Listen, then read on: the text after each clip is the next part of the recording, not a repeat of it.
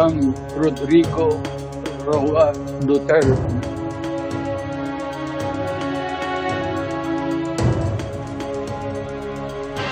Binisita sa detention center si dating Pangulong Rodrigo Duterte ng kanyang common law partner na si Hanilet Avancenia at anak na si Kitty para ipagdiwang ang kaarawan ng dating Pangulo.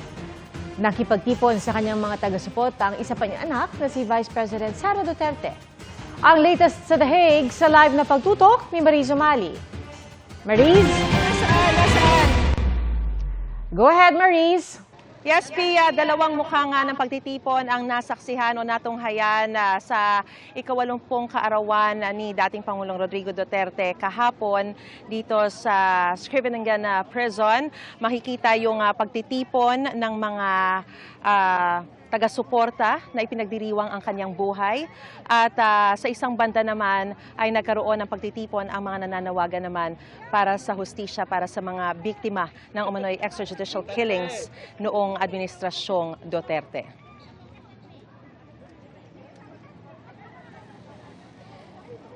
Nabalot ng berde ang harapan ng penitentiary institution sa dami ng mga luntiang lobo at mga watawat na bitbit ng mga taga-suporta ni dating Pangulong Rodrigo Duterte na mula sa iba't ibang panig ng Europa. May mga baon silang pagkain na ibinahagi sa kapwa, may mga kantahan at sayawan.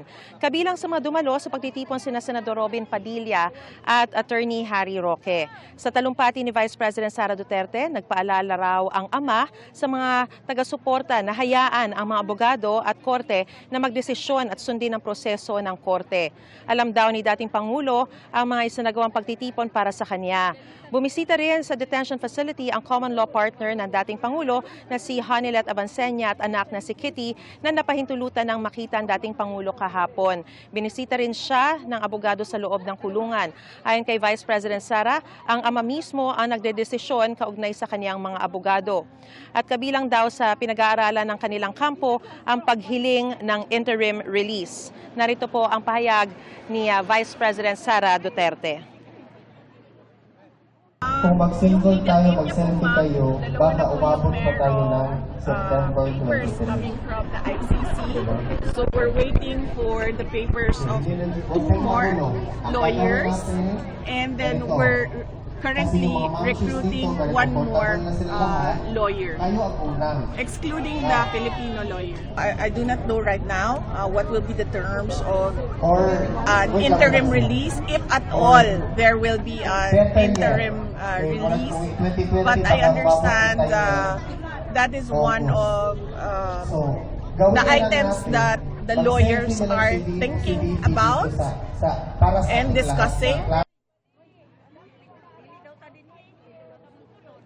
Hindi naman daw nababahala si Vice President Sara Duterte at ang buong kampo ng Duterte na nakapagsumiti na ang prosekusyon ng 181 pieces of evidence sa International Criminal Court dahil naniniwala sila na kailangan mapatunayan ng husto yung sinasabi raw na libo-libong napatay noong panahon ng Administrasyong Duterte. Sa mga sandali pong ito, nakikita po natin na napakarami rin pong mga taga-suporta muli nagtipon-tipon dito sa harapan ng detention facility para ipahayag po yung kanilang pagsuporta pa rin at pagdiriwang pa rin ng kaarawan ng dating Pangulo na si Rodrigo Duterte at makikita po natin na may mga hawak pa silang mga watawat nang galing pa po sila sa iba't ibang panig ng Europa. So yan muna ang latest na sitwasyon mula pa rin dito sa The Hague, Netherlands. Balik sa iyo, Pia. Maraming salamat, Mariz Umali.